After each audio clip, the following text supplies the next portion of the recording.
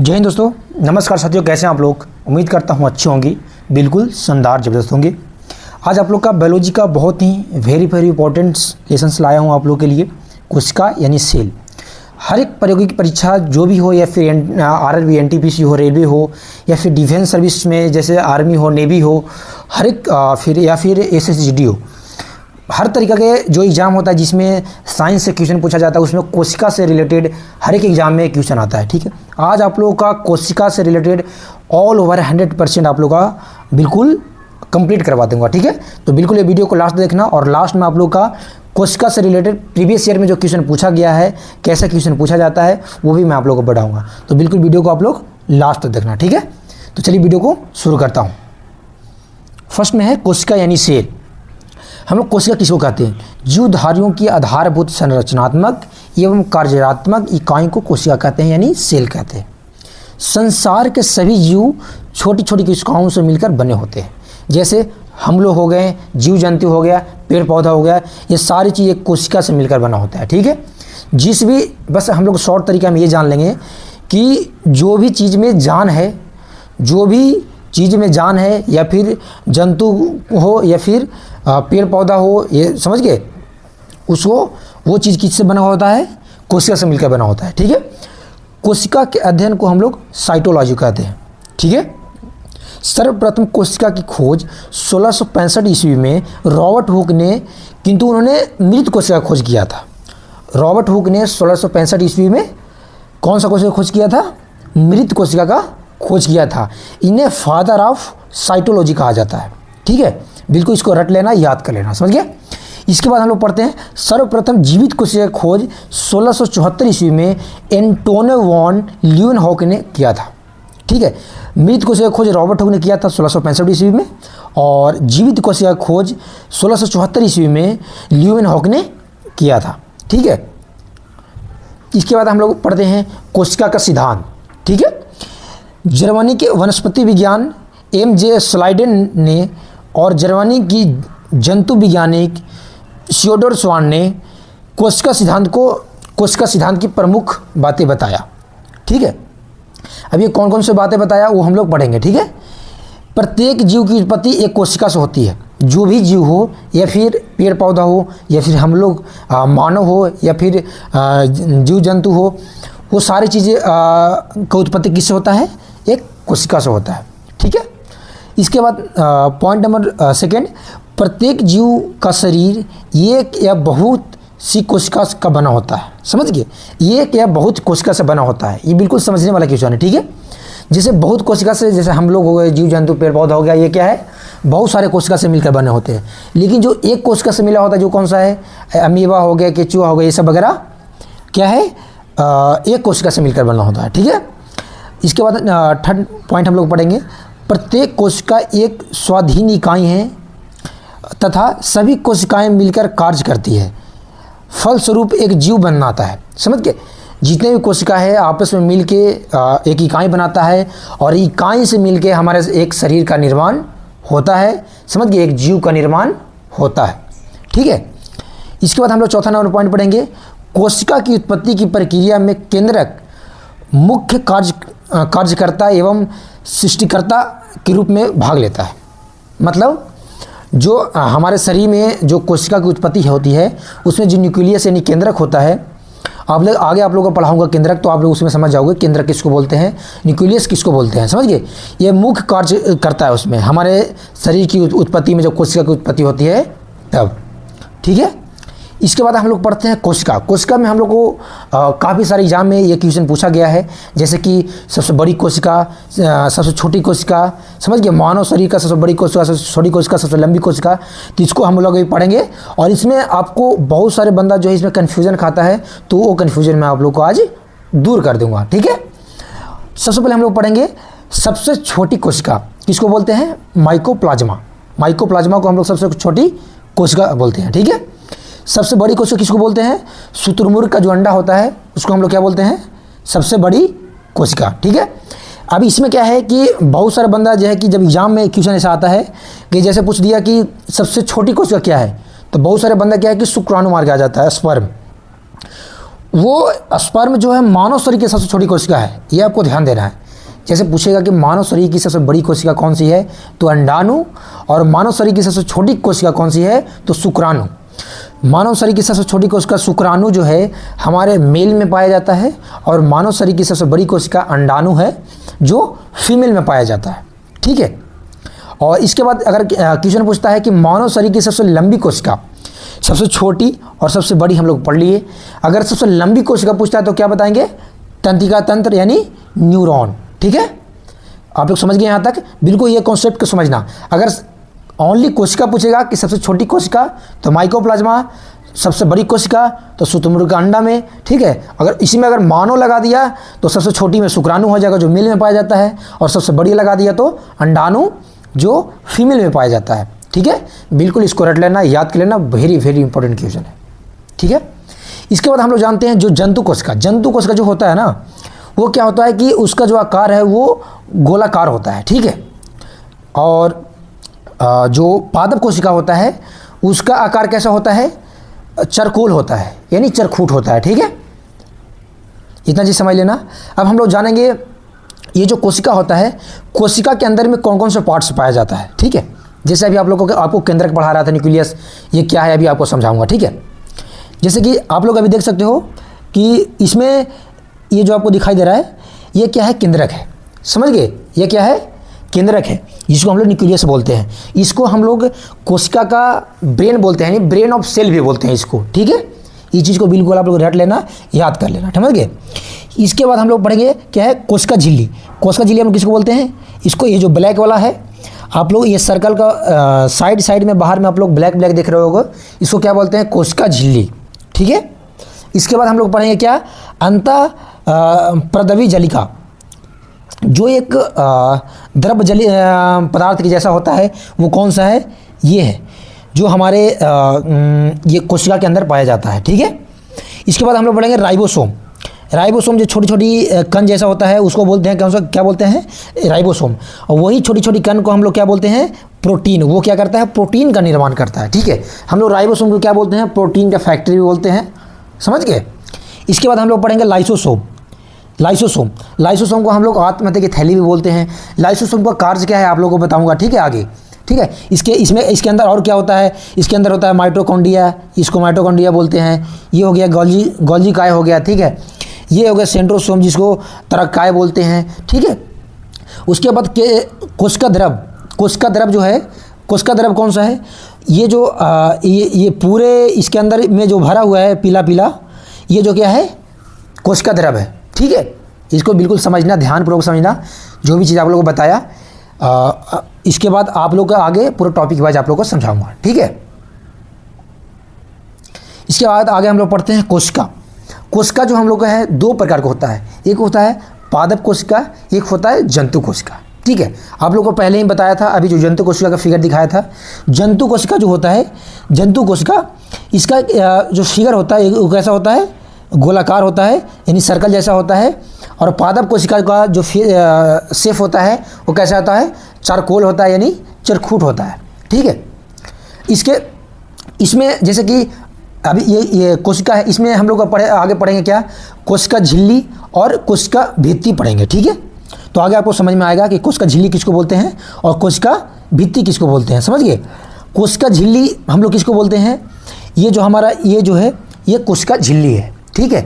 तो हमारा जंतु कोशिका में ओनली कोशिका झिल्ली पाया जाता है, लेकिन जो पादप कोशिका होता है, इसमें क्या है कि कोशिका झिल्ली और कोशिका भित्ति दोनों पाया जाता है, समझ गए। अब इसमें कोशिका झिल्ली और कोशिका भित्ति कौन सा है, अभी ये जो आपको ये बाहर वाला जो मोटी आवरण दिखाई दे रहा है ये कौन सी है, कोशिका भित्ति है, ठीक है। और इसके अंदर में जो इसके अंदर साइड का जो है, इसके अंदर साइड वाला जो है, इसको क्या बोलते हैं हम लोग, कोशिका झिल्ली बोलते हैं, ठीक है। आगे आपको टॉपिक में पूरी अच्छी तरीक़ा से आप लोग को समझा दूंगा, समझ गए। चलिए इसके बाद आगे पढ़ते हैं। इसके बाद आगे पढ़ते हैं हम लोग कौन सा, कोशिका झिल्ली, ठीक है। सेल मेम्ब्रेन इसको हम लोग इंग्लिश में बोलते हैं, ठीक है। कोशिका के सभी अवयव एक झिल्ली के द्वारा घिरे रहते हैं, इस झिल्ली को कोशिका झिल्ली कहते हैं। जैसे आप लोगों को बताया था कि माइटोकॉन्ड्रिया, राइबोसोम, सेंट्रोसोम हो गया, और भी जो भी कोशिका द्रव हो गया, अंतःप्रावी दविका हो गया, ये सारे चीज़ों क्या है, कोशिका झिल्ली के अंदर होता है। ठीक है, यह जंतु तथा पादप दोनों में पाया जाता है। कोशिका झिल्ली जो है जंतु कोशिका और पादप कोशिका, जंतु कोशिका में कौन कौन आ गया, जैसे हम लोग आ गए, जानवर वगैरह आ गया, ये जंतु कोशिका में आ गया। पादप कोशिका में क्या क्या आता है, जो हमारा पेड़ पौधा हो गया, ये पादप कोशिका में आता है। ठीक है, इसका मतलब क्या होता है, जंतु कोशिका और पादप कोशिका का मतलब क्या होता है, ये आपको समझाता हूँ। जैसे जंतु कोशिका में क्या होता है कि जो एक स्थान से दूसरी जगह पे मूव कर सकता है, उसको एक शॉर्ट टर्म पे हम लोग अपने समझने के लिए ये शॉर्ट ट्रिक में आप लोगों को बता रहा हूँ, इसको याद करने के लिए। जैसे जंतु कोशिका में कौन कौन सा आ गया, जैसे हम लोग हो गए, जानवर वगैरह, जो एक जगह से दूसरी जगह मूव कर सकता है। और पादप कोशिका जो एक जगह से दूसरी जगह मूव नहीं कर सकता है, एक ही जगह पर हिल्ड हो सकता है लेकिन वो मूव नहीं कर सकता है, उसको क्या हम लोग बोलते हैं, पादप कोशिका। जैसे पेड़ पौधा, वो एक ही जगह पर हिल्ड हो सकता है लेकिन कहीं मूव नहीं कर सकता है। इसके बाद अगला टॉपिक क्या है, यह कोशिका के अंदर जाने वाले पदार्थ का नियंत्रण करता है। ठीक है, इसके कोशिका झिल्ली जो होता है, कोशिका के अंदर जो पदार्थ होता है, समझिए, उसको क्या है, नियंत्रण करके रखता है। ठीक है, वो ये नहीं, उसको ये नहीं होने देता है कि जितना जो माइटोकॉन्ड्रिया हो गया, राइबोसोम हो गया, समझिए, केंद्रक हो गया, उन सभी जो वो कोशिका झिल्ली के अंदर होता है उसको नियंत्रण करके रखता है। ये नहीं होने देता है कि वो आपस में टकरा जाए, ऐसे उसको नहीं होने देता है, वही उसको नियंत्रण करके यानी मेंटेनेंस करके उसको रखता है। इसके बाद अगला टॉपिक है, कोशिका झिल्ली अर्धपारगम्य होती है। अर्धपारगम्य का मतलब क्या होता है, ये आप समझना। इसका मुख्य कार्य कोशिका के अंदर जाने वाले एवं अंदर से बाहर आने वाला पदार्थ का निर्धारण करता है। अर्धपारगम्य का मतलब होता है कि जो कोशिका के अंदर जाता है और फिर कोशिका के अंदर से बाहर आता है, उसको हम लोग क्या बोलते हैं, अर्धपारगम्य बोलते हैं। ठीक है, यहाँ तक बिल्कुल क्लियर है आप लोगों का। चलते हैं अगला टॉपिक, कोशिका भित्ति। कोशिका भित्ति आप लोगों को बताया हूँ मैं कि कोशिका भित्ति जो है हम लोगों का, वो हम लोग का पादप कोशिका में पाया जाता है। ठीक है, पादप कोशिका में, समझ गए, पादप कोशिका में हमारा कोशिका भित्ति पाया जाता है, समझ गए। और इसमें कोशिका भित्ति, समझ गए, और कोशिका झिल्ली दोनों पाया जाता है इसमें, पादप कोशिका में। अब कोशिका भित्ति में हम लोग पढ़ेंगे, यह केवल पादपों में पाया जाता है, यानी पादप कोशिका में पाया जाता है।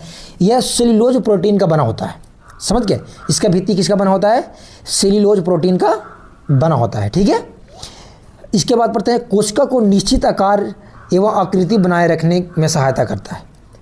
जैसे कि आप लोग को इसका मतलब समझाता हूँ। जैसे कि पादप कोशिका, जैसे पेड़ पौधा हो गया, तो उसका कोशिका भित्ति, जो उसका पेड़ का जो छाल होता है, उसको क्या बोलते हैं, कोशिका भित्ति बोलते हैं। ठीक है, तो वो क्या है, पेड़ का आकार, जैसा पेड़ रहता है वैसा वो अपना शेप बनाता है। ठीक है, और वो एक निश्चित कोशिका रहता है, समझ गए, जैसे वो एक दूसरे से टूटता नहीं है। ठीक है, यह पेड़ को कठोरता भी प्रदान करता है। ठीक है, पेड़ का कठोरता प्रदान करने के मतलब कि पेड़ को मजबूती, मतलब बाहर से कोई कीड़ा मकोड़ा भी उसको मतलब नुकसान ना पहुंचा सके, इसका कहने का मतलब ये है। ठीक है, और कोशिका भित्ति किसी चीज़ में पाया जाता है, जंतु में लिपिड और जंतु कोशिका का जो कोशिका भित्ति होता है वो लिपिड और प्रोटीन का बना होता है। पादप कोशिका का कोशिका भित्ति किसका बना होता है, सेल्यूलोज का बना होता है। जीवाणु का कोशिका भित्ति किसका बना होता है, पेप्टिडोग्लाइन। ठीक है, और कवक का कोशिका भित्ति किसका बना होता है, काइटिन का बना होता है। ठीक है, अगर मुझे बोलने में थोड़ा सा ये अगर दिक्कत हुआ हो तो बिल्कुल उसके लिए सॉरी। ठीक है, इसके बाद आगे पढ़ते हैं हम लोग केंद्रक। ठीक है, केंद्रक हम लोग पढ़ेंगे, जो आप लोगों को बताया था, जिसको बोलते हैं न्यूक्लियस, जो हमारा कोशिका के बीच में पाया जाता है, यानी कोशिका के अंदर पाया जाता है, जिसको हम सेल ऑफ ब्रेन भी बोला जाता है। ठीक है, कोशिका के मध्य में एक रचना होती है जिसे कहते हैं केंद्रक। ठीक है, यह पादप कोशिका एवं जंतु कोशिका दोनों में पाया जाता है। ठीक है, पादप कोशिका, जंतु कोशिका दोनों आपको बता दिया आप लोगों को। यह कोशिका सबसे प्रमुख अंग है, यह कोशिका का सबसे प्रमुख अंग है, क्योंकि यह कोशिका के प्रबंधक के रूप में कार्य करता है, यानी उसे नियंत्रित करता है। समझ गए, जो हमारे शरीर में का जो भी उसमें पाया जाता है, माइटोकॉन्ड्रिया, राइबोसोम, हर चीज़ को क्या करता है, नियंत्रित करके रखता है। ठीक है, इसे कोशिका का दिमाग भी कहा जाता है, आपको पहले ही बताया था, इसे ब्रेन ऑफ सेल बोला जाता है, यानी कोशिका का दिमाग बोला जाता है। इसका खोज रॉबर्ट ब्राउन ने 1831 में किया था। ठीक है, बिल्कुल यहाँ तक समझ लेना। इसमें डीएनए और आरएनए और गुणसूत्र पाए जाते हैं। ठीक है। केंद्रक जो होता है न्यूक्लियस होता है। आपसे एग्जाम में क्वेश्चन पूछा है कि डीएनए आरएनए किस में पाया जाता है, तो केंद्रक यानी न्यूक्लियस में पाया जाता है। पूछे गुणसूत्र किस में पाया जाता है, तो केंद्रक यानी न्यूक्लियस में पाया जाता है। ठीक है। इसमें 70 से 80% प्रोटीन होता है, 10% डीएनए होता है। ठीक है। और 2 से 3% डीएनए होता है। इसके बाद हम लोग पढ़ेंगे आरएनए 3 से 5% होता है। समझ गए। इसके बाद अगला टॉपिक पढ़ेंगे हम लोग अंतःप्रदबी जलिका। इसमें जितना भी टॉपिक है कोशिका में, हर टॉपिक आप लोग को बिल्कुल अच्छी तरह से क्लियर करवाऊंगा। समझ गए। हर प्रतियोगी परीक्षा के लिए वेरी वेरी इंपॉर्टेंट क्वेश्चन है। समझ गए। आप लोग बिल्कुल ये वीडियो को लास्ट तक देखना। लास्ट में आप लोग को मैं प्रीवियस ईयर का क्वेश्चन भी करवाऊंगा। ठीक है। इसके बाद हम लोग पढ़ते हैं अंतःप्रदबी जलिका। अंतःप्रदबी जलिका होता क्या है वो हम लोग समझेंगे और बिल्कुल पूरी अच्छी तरह से समझेंगे। ठीक है। यह कोशिका के अंदर आंतरिक सहायता प्रदान करता है। इसका खोज केथ फोटर यानी अल्बर्ट क्लॉडे और एर्नेस्ट फ्लेम ने की थी। ठीक है। यह 2 प्रकार का होता है, चिकनी अंतःप्रावित जलिका, समझ गए, और दूसरा खुरदरी अंतःप्रावित जलिका। समझ गए। चिकनी प्रावित जलिका होता है, जो चिकनी प्रावित जलिका होता है यह कोशिका में कार्बोहाइड्रेट तथा वसा के संश्लेषण के में सहायता होता है। ठीक है। जैसे कि आप लोग एक एग्जाम्पल के तौर पे आपको बताता हूँ। जैसे मान लेते हैं कि जैसे ये एक सर्कल बना दिया। ठीक है। इसको बीच से मैंने घेर दिया। ठीक है। अब ये साइड में जो है जो खुरदरी अंतःप्रावित जलिका है। ठीक है। और इस साइड में जो है क्या है, इस साइड वाला क्या है, चिकनी अंतःप्रावित जलिका है। ठीक है। अब इसमें हम लोग बिल्कुल ध्यानपूर्वक अच्छी तरह से समझेंगे। समझ गए। अब इसमें क्या है कि इसमें जो आपको खुरदरी जैसा दिखाई दे रहा है, इसको क्या बोलते हैं, राइबोसोम। और यही राइबोसोम क्या है, प्रोटीन का निर्माण करता है। और यही राइबोसोम किसमें, अंतःप्रदाबी जलिका में पाया जाता है, जो हमारे शरीर में प्रोटीन का जो निर्माण करता है। इसी को प्रोटीन का फैक्ट्री बोलते हैं। ये जो हमें बूंदा बूंदा जो दिखाई दे रहा है, इसी को हम लोग क्या बोलते हैं, राइबोसोम। और ये क्या करता है, प्रोटीन का निर्माण करता है। ठीक है। और ये कौन सा है, स्मूथ एंडोप्लास्ट रेटिकुलम है। ठीक है। चिकनी अंतःप्रावित जलिका। समझ गए। ये चिकना होता है, इसमें कोई भी रुकड़ी नहीं होता है। ठीक है। इसके बाद हम लोग पढ़ते हैं खुरदरी अंतःप्रावित जलिका में क्या क्या है। खुरदरी अंतःप्रावित जलिका के बाहर झिल्ली के ऊपर छोटे छोटे कण होते हैं, जिन्हें राइबोसोम कहते हैं। राइबोसोम प्रोटीन का संश्लेषण करता है। मैं भी आप लोगों को बताया था कि जो छोटे छोटे भाग हैं, जैसे ये हो गया, इसमें छोटे छोटे भाग है, ये कौन सा है, ये क्या है, राइबोसोम है। और ये क्या करता है, प्रोटीन का संश्लेषण करता है। ठीक है। आप लोग यहाँ तक अच्छे से समझ गए होंगे। ठीक है। इसके बाद अगला टॉपिक करते हैं राइबोसोम। बिल्कुल इसको अच्छी तरीक़ा से, बिल्कुल ईजी तरीके से पढ़ेंगे हम लोग राइबोसोम। आज ये पढ़ने के बाद आप लोग राइबोसोम और कोशिका का कोई भी क्वेश्चन नहीं छोड़ सकते हो। ठीक है। तो इसके बाद हम लोग पढ़ते हैं राइबोसोम क्या है। यह पादप कोशिका एवं जंतु कोशिका दोनों में पाया जाता है। ठीक है। इसका खोज गोर्गे ई प्लाडे ने किया था। ठीक है। यह कोशिका का सबसे छोटी अंग है। अगर एग्जाम में क्वेश्चन डाले कि कोशिका का सबसे छोटी अंग कौन सा है, तो क्या बताओगे आप लोग, तो क्या बताओगे, राइबोसोम। ठीक है। इसके बाद हम लोग पढ़ते हैं यह राइबो न्यूक्लियर एसिड नामक अम्ल प्रोटीन की बनी होती है। ठीक है। राइबोसोम जो होता है किसका बना होता है, ये एक प्रोटीन का बना होता है। इसे प्रोटीन का फैक्ट्री भी कहा जाता है। ठीक है। इसका मुख्य कार्य क्या है, प्रोटीन का संश्लेषण, यानी प्रोटीन को बनाना, प्रोटीन को जमा करके रखना। समझ गए। बिल्कुल याद करके रखना, बिल्कुल एग्जाम में आने वाला वेरी वेरी इंपॉर्टेंट टॉपिक था वो। ठीक है। इसके बाद हम लोग पढ़ेंगे राइबोसोम। राइबोसोम क्या होता है, राइबोसोम जो है 2 प्रकार का होता है। एक होता है 70S, एक होता है 80S। 70S यानी ये छोटे आकार का होता है और 80S ये बड़े आकार का होता है। ठीक है। छोटे आकार का होता है और बड़े आकार का से, इसका मतलब क्या है, 70S जो है माइटोकॉन्ड्रिया, बैक्टीरिया जैसे ये सब चीज़ में पाया जाता है। ठीक है। और 70S जो बड़े आकार का होता है, जैसे विकसित पौधों में, जंतुओं में, ये सब में पाया जाता है। ठीक है। इसके बाद हम लोग पढ़ेंगे माइटोकॉन्ड्रिया। ठीक है। इसका खोज 1880 ईस्वी में कोलिकर ने किया था।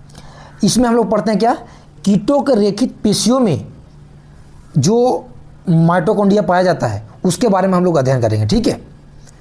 1890 में ऑल्टमैन ने कोशिकाओं में इसकी उपस्थिति को बताया। ठीक है। कोशिका में मतलब माइटोकॉन्ड्रिया भी पाया जाता है, इसकी उपस्थिति को किसने बताया, 1890 में ऑल्टमैन ने बताया। ठीक है। उन्होंने इसका नाम बायोब्लास्ट रखा। क्या रखा, कोई इसका नाम क्या रखा, बायोब्लास्ट। ठीक है, 1898 में सी बेंडा ने इसका नाम माइटोकॉन्ड्रिया रखा। ठीक है, यह कोशिका द्रव में पाई जाने वाली वह गोलाकार अथवा सूत्राकार रचनाओं होती है। माइटोकॉन्ड्रिया दोहरी झिल्ली से घिरी होती है तथा इन उभारों को क्रिस्टी कहते हैं। कोशिका झिल्ली जो दोहरी झिल्ली से घिरा हुआ रहता है, समझिए, उसका उभारों को क्या बोलते हैं हम लोग, क्या बोलते हैं, क्रिस्टी बोलते हैं। उसको क्या बोलते हैं, क्रिस्टी। ठीक है, इसके बाद अगला टॉपिक पढ़ेंगे माइटोकॉन्ड्रिया में। माइटोकॉन्ड्रिया को कोशिका का ऊर्जा गृह कहते हैं, यानी पावर ऑफ हाउस भी बोलते हैं। एग्जाम में देता है पावर ऑफ हाउस किसे का वो बोलते हैं, तो क्या आंसर दोगे, माइटोकॉन्ड्रिया, क्योंकि यह ऊर्जा उत्पन्न करता है। माइटोकॉन्ड्रिया जो है ऊर्जा उत्पन्न करता है। जैसे हम मुंह से बोल रहे हैं तो इसमें ये माइटोकॉन्ड्रिया जो है ऊर्जा उत्पन्न कर रहा है और हमें बोलने की शक्ति दे रहा है। ठीक है, माइटोकॉन्ड्रिया में कोशिका का श्वसन में संबंधित कार्य एटीपी का निर्माण एवं भोजन का ऑक्सीकरण होता है। ठीक है, एटीपी क्या होता है वो आगे आप लोगों को बताऊंगा बिल्कुल अच्छी तरीक़ा से। ठीक है, कोशिका के भीतर श्वसन हुआ एटीपी, ठीक है, का निर्माण करता है। इसके बाद अगला पढ़ेंगे हम लोग लाइसोसोम। लाइसोसोम की खोज किसने किया था, क्रिश्चियन डी डोबे ने किया था। ठीक है, लाइसोसोम खोज किसने किया था, डी डोबे ने किया था। यह कोशिका के अंदर पाचन का कार्य करता है। जैसे कोशिका के अंदर पाचन का कार्य करता है, इसका मतलब क्या है, जैसे जहाँ पे कोशिका मर जाता है तो कोशिका को ये क्या पचाने का काम करता है, फिर उसको पचाने के बाद उसको क्या करता है, उसको प्लीहा में भेजने का काम करता है। ठीक है, इसके अंदर जल अपघटक एंजाइम होता है, पाया जाता है। कोशिका के अंदर कोई अंग यदि काम नहीं करता है तो यह अंग उसको नष्ट कर देता है। ठीक है, तो यह उस अंग को क्या करता है, नष्ट कर देता है। जैसे कोई भी हमारे शरीर में है, अगर वहाँ पे कहीं पे अगर आप उसको मारते हो शरीर के कहीं पे अंग पे, तो वहाँ पर कोशिका मर जाता है, तो लाइसोसोम क्या करता है, वो कोशिका को क्या करता है, वो फिर वो कोशिका तो काम करेगा नहीं।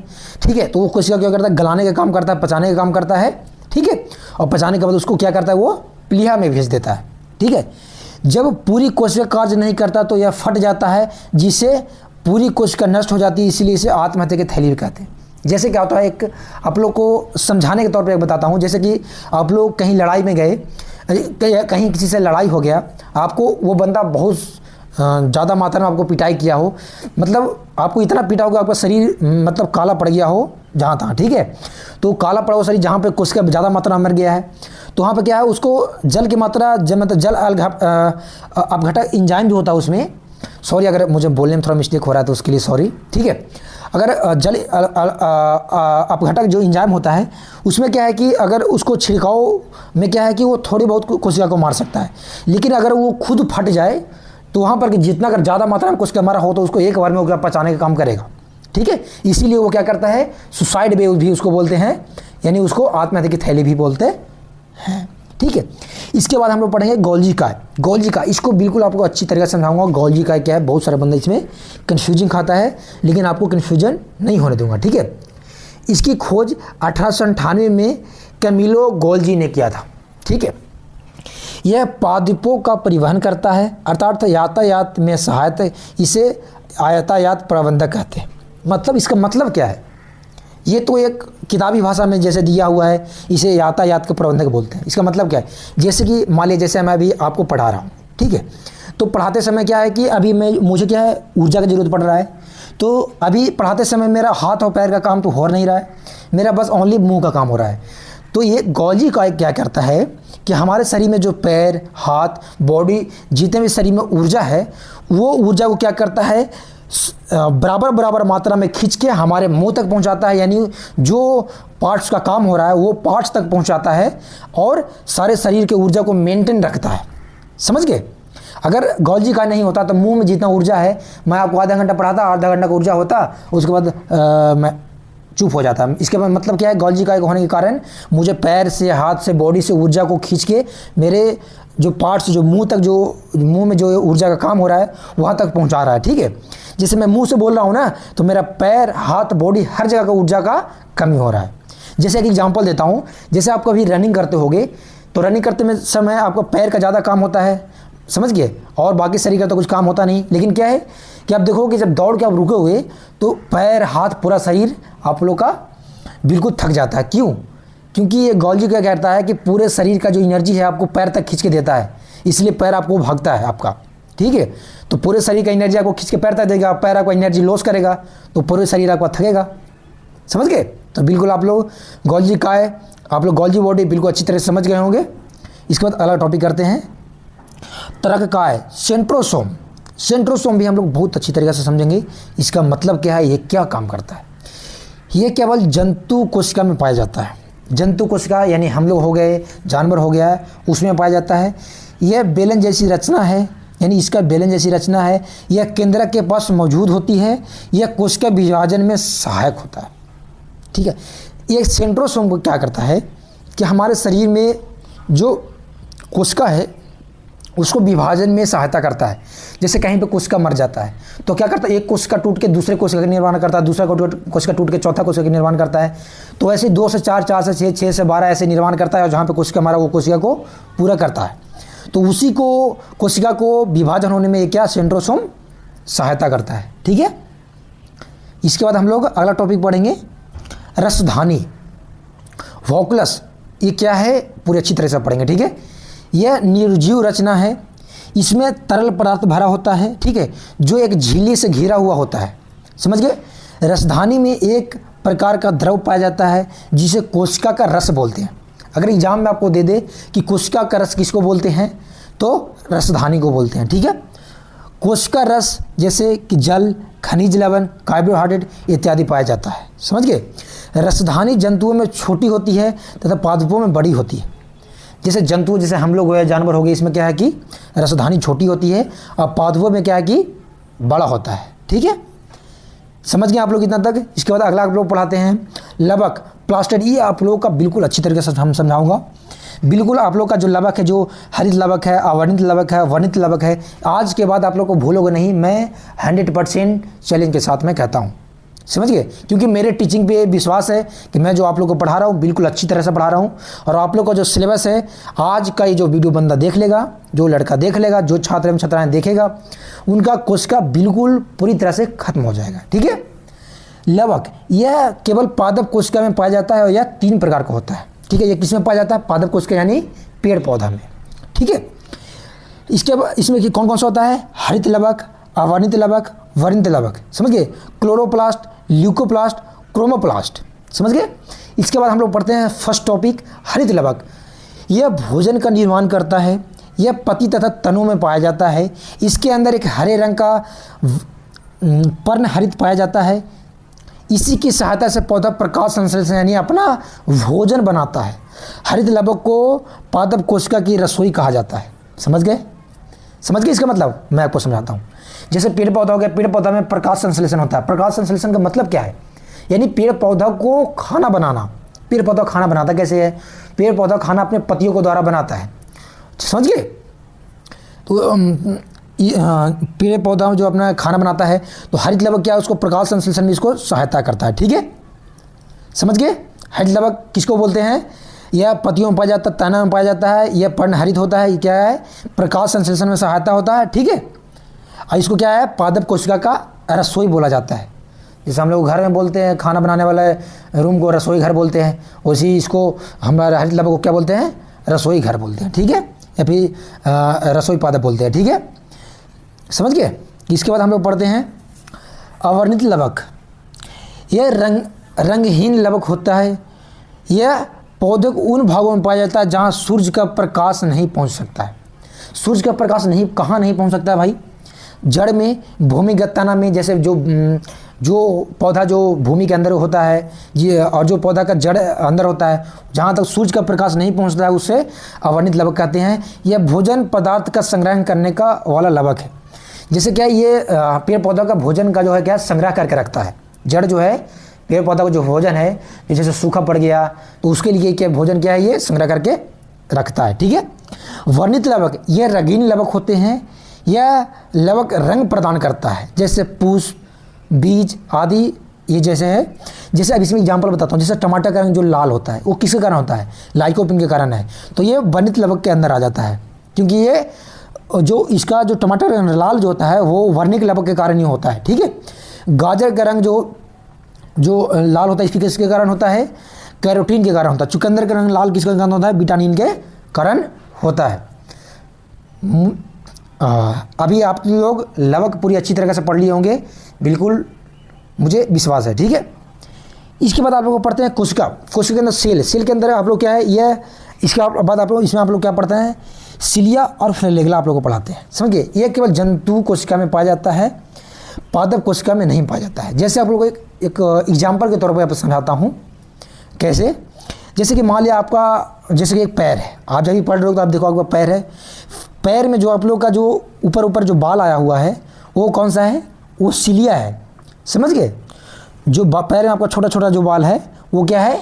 सिलिया है। लेकिन उसी पैर में जो बड़ा बड़ा बाल होगा उसको क्या बोलेंगे? फ्लेगेला बोलेंगे। ये एक एग्जाम्पल के तौर पे आपको बताया हूँ। जैसे इसमें देखो क्या है, छोटी छोटी बाल है, इसको क्या बोलेंगे? सिलिया, समझ। ये आकार में छोटा भी होता है और फ्लेगेला का जो है वो क्या होता है? बड़ा होता है, समझ गए। इसके बाद अगला पढ़ेंगे जंतु कोशिका, पादप कोशिका। इसमें अंतर पढ़ेंगे, इसमें कौन कौन सा दोनों में सेम होता है, कौन कौन सा दोनों में अलग होता है, इसका हमें अंतर क्या है। जंतु कोशिका जो होता है उसका आकार गोलाकार होता है, ठीक है, उसमें सिलिया और फ्लेगेला पाया जाता है, ठीक है। उसके बाद पादप कोशिका में का जो आकार होता है चौकोर होता है, ठीक है। इसमें कोशिका भित्ति लगभग पाया जाता है, ठीक है, समझ गए यहाँ तक। अब इसके बाद हम लोग पढ़ेंगे कि जंतु कोशिका, पादप कोशिका दोनों में क्या क्या पाया जाता है। जंतु कोशिका, पादप कोशिका दोनों में केंद्रक पाया जाता है, कोशिका झिल्ली दोनों में होता है, माइटोकॉन्ड्रिया दोनों में होता है, समझ गए। राइबोसोम दोनों में होता है, पादप कोशिका जंतु कोशिका दोनों में होता है, गोल्जी बॉडी दोनों में होता है, रसधानी क्या है? दोनों में होता है, समझ गए। तराकाय क्या है? दोनों में होता है। ये जो दिया हुआ है ना, इसका मतलब क्या है? ये दोनों में पाया जाता है, पादप कोशिका और जंतु कोशिका दोनों में पाया जाता है। आप इसका स्क्रीनशॉट भी ले सकते हैं, ठीक है। इसके बाद अगला टॉपिक पढ़ते हैं हम लोग, प्रोकैरियोटिक तथा यूकैरियोटिक कोशिका में अंतर। प्रोकैरियोटिक क्या होता है, यूकैरियोटिक क्या होता है, आप लोग को पूरी अच्छी तरीके से समझाऊंगा, बिल्कुल आप लोग वीडियो को लास्ट देखना, ठीक है। प्रोकैरियोटिक जो होता है ये कोशिकाएं का अर्ध विकसित करता है, यानी कोशिका को पूरी अच्छी तरीके से मतलब पूर्ण विकसित नहीं करता है, समझ गए। और जो यूकैरियोटिक होता है जो कोशिका को पूर्ण विकसित करता है, समझ गए। प्रोकैरियोटिक में इनमें केंद्रक भी अविकसित होता है और यूकैरियोटिक में केंद्रक जो होता है पूर्ण विकसित होता है, ठीक है। इसके बाद राइबोसोम 70S होता है प्रोकैरियोटिक में, और यूकैरियोटिक में क्या है? राइबोसोम 80S होता है, यानी बड़ा वाला होता है। प्रोकैरियोटिक में छोटा वाला राइबोसोम होता है, समझ गया। यूकैरियोटिक में बड़ा वाला राइबोसोम होता है, ठीक है। इसमें कोशिका विभाजन नहीं होता, यानी प्रोकैरियोटिक में कोशिका विभाजन नहीं होता है और यूकैरियोटिक में कोशिका विभाजन होता है। प्रोकैरियोटिक में इसमें श्वसन तंत्र झिल्ली में होता है और यूकैरियोटिक में श्वसन तंत्र माइटोकॉन्ड्रिया में होता है, समझ गए। जैसे उदाहरण के तौर पर बताऊं, प्रोकैरियोटिक के उदाहरण क्या है? बैक्टीरिया, माइकोप्लाज्मा, ठीक है। और यूकैरियोटिक में उदाहरण क्या हो गया? पौधा हो गया, जीव जंतु हो गया, ठीक है। अब इसमें हम आप लोगों को बताऊंगा प्रोकैरियोटिक सेल और यूकैरियोटिक सेल। प्रोकैरियोटिक सेल जो होता है जो सिंगल सेल होता है, यानी एक कोशिकीय होता है, और प्रोकैरियोटिक जो बहुकोशिकीय होता है, ठीक है। इसमें देख रहे हो आप कि बहुत सारा इसमें जो है कोशिका भरा हुआ है, ये मात्र इसमें एक ही कोशिका से मिलकर ये बना हुआ है, ठीक है। इसके बाद आप लोग का जो प्रीवियस ईयर में पूछा गया क्वेश्चन वो आप लोग को पढ़ाऊंगा, बिल्कुल आप लोग बिल्कुल लास्ट तक देखना वीडियो को। और एक बार रिक्वेस्ट आपसे कि आप लोग जितना ज़्यादा से ज़्यादा हो सके एक बार शेयर करना। मैं अगला टॉपिक आप लोगों के लिए कौन सा लाऊं, कौन से चैप्टर का लाऊं, वो आप लोग कमेंट करना। आप लोग को बिल्कुल इसी तरीक़ा से, बिल्कुल ईजी तरीक़ा से आप लोग ये लाऊंगा और बिल्कुल अच्छी तरीक़ा से लाऊंगा, ठीक है। आप लोग को एक एक टॉपिक तोड़ के समझाऊंगा, जैसे ये वीडियो में आप लोगों को समझाया है। अगर ये वीडियो में थोड़ा सा बोलने में अगर प्रॉब्लम हुआ हो तो बिल्कुल माफ़ करना। और वीडियो आपको कैसा लगा हो, अच्छा लगा हो तो बिल्कुल वीडियो को लाइक करना और कमेंट में ज़रूर आप लोग मैसेज करना, ठीक है। अब हम लोग क्या है प्रीवियस ईयर को पढ़ेंगे। कोशिका यानी सेल के वैज्ञानिक अध्ययन को क्या बोलते हैं? क्या बोलते हैं? साइटोलॉजी, ठीक है। किस ब्रिटिश वैज्ञानिक ने 1665 ईस्वी में कोशिका की खोज की थी? 1665 ईस्वी में कौन सा कोशिका का खोज हुआ था? मृत कोशिका का खोज हुआ था। किसने किया था? जल्दी बताना आप लोग, किसने किया था? रॉबर्ट हुक ने किया था, ठीक है। इसके बाद अगला क्वेश्चन पढ़ेंगे, निम्नलिखित में से कौन सी सबसे बड़ी ज्ञात कोशिका है? ठीक है, आप लोगों को पढ़ाया था, यानी सबसे बड़ी कोशिका कौन सा है? कौन सा है? शुतुरमुर्ग का अंडा, ठीक है। इसके बाद अगला क्वेश्चन करेंगे, अंतःप्रदबी इंडोप्लाज्मिक की सतह पर उपस्थिति के कारण वह खुरदरी होता है। यानी किसके उपस्थिति के कारण जो इंडोप्लाज्मिक है, जो खुरदरी होता है, उखड़ा हुआ भाग होता है। आप लोगों को समझाया था बूंदा बूंदा करके। गोल्गी बॉडी, लवक, लेनकाय, राइबोसोम। जल्दी बताना। बिल्कुल सारे बंदा का राइट आंसर है राइबोसोम। राइबोसोम जो होता है वही वहाँ पे खुरदरी जैसा दिखाई देता है इसके कारण, और ये क्या करता है, प्रोटीन का संश्लेषण करता है। ठीक है, राइबोसोम। इसके बाद अगला क्वेश्चन कर देंगे, कोशिका का किस हिस्से में प्रोटीन बनाया जाता है। चलिए सारे बंदा, मैंने अभी ही बताया आप लोगों का, सारे बंदा आंसर देना। ऑप्शन नंबर सी बिल्कुल राइट आंसर है, राइबोसोम। ठीक है, इसके बाद अगला क्वेश्चन है, निम्नलिखित में से किस कोशिका अंग को कोशिका की आत्मा की थैली यानी सुसाइड बैग कहा जाता है। बता देना जल्दी। जो कोशिका को पचाता है, मृत कोशिका को गलाने का काम करता है, कौन है, जल्दी बताना सभी बंदा। कौन सा है, लाइसोसोम, जिसको आत्महत्या की थैली भी बोलते हैं, सुसाइड बैग भी बोलते हैं। ठीक है, अब आप लोग का अगला क्वेश्चन करते हैं, निम्नलिखित में से किसको कोशिका का शक्ति गृह यानी पावर प्लांट या पावर हाउस कहा जाता है। बहुत ही वेरी वेरी इंपॉर्टेंट क्वेश्चन है। लवक, सूत्रकंतिका यानी माइटोकॉन्ड्रिया, गोल्गी काय या कोशिका भित्ति। इसका राइट आंसर क्या है, माइटोकॉन्ड्रिया। इसको हिंदी में क्या बोला जाता है, सूत्रकनिका बोला जाता है। ठीक है, इसके बाद अगला क्वेश्चन करते हैं, निम्नलिखित में से कौन सी कोशिकांग केवल पादप कोशिका में स्थित होता है। ठीक है, चलिए सारे बंदा एक बार आंसर करना। Option A lysosome, option B plastid, option C कोशिका झिल्ली, ऑप्शन डी माइटोकॉन्ड्रिया। चलिए सारे बंदा एक बार आंसर करना। पादप कोशिका में क्या होता है, कोशिका झिल्ली। ठीक है, केवल पादप कोशिका में पाया जाता है, समझ गए। इसके बाद लास्ट क्वेश्चन है, हमारे ये सेशन का सबसे लास्ट क्वेश्चन है, सारे बंदा कमेंट में आंसर देगा। निम्नलिखित में से कोशिका का नियंत्रक केंद्र कौन है। सारे बंदा ये क्वेश्चन का आंसर आप लोग कैसे में दोगे, कमेंट बॉक्स में दोगे। ठीक है, और आज आप लोग का सेशन कोशिका कैसा लगा, अच्छा लगा हो तो वीडियो को लाइक करना, और जितना ज़्यादा से ज़्यादा हो सके शेयर करना, और हमारे चैनल को बिल्कुल सब्सक्राइब करना, जो भी बंदा चैनल पे पहली बार आया है। तो चलिए, ओके, थैंक यू दोस्तों, जय हिंद दोस्तों।